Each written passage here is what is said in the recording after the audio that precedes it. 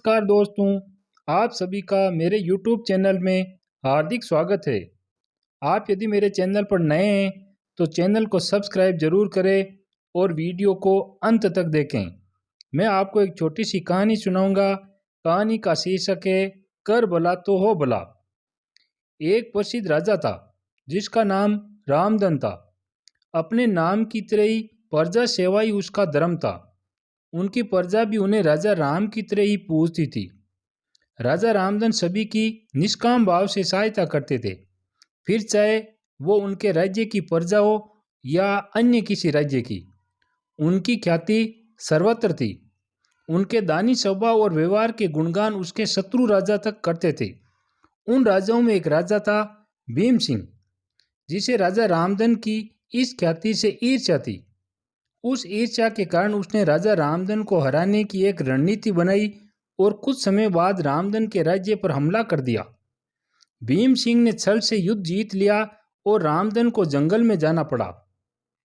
इतना होने पर भी रामधन की लोकप्रियता में कोई कमी नहीं थी। हर जगह उन्हीं की बातें चलती थी। जिससे भीम सिंह को चैन न था, उसने राजा रामधन को मृत्युदंड देने का फैसला किया। उसने ऐलान किया कि जो राजा रामधन को पकड़कर उसके सामने लाएगा वो उसे 100 सोने की दीनार देगा। दूसरी तरफ राजा रामधन जंगलों में भटक रहे थे।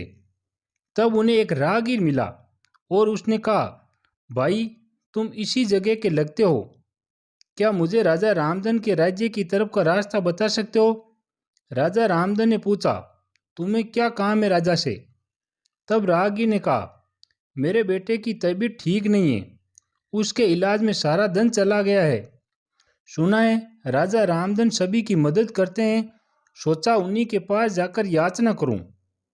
यह सुनकर राजा रामधन राहगीर को अपने साथ लेकर भीम सिंह के पास पहुंचे। उन्हें देख दरबार में सभी अचंभित थे।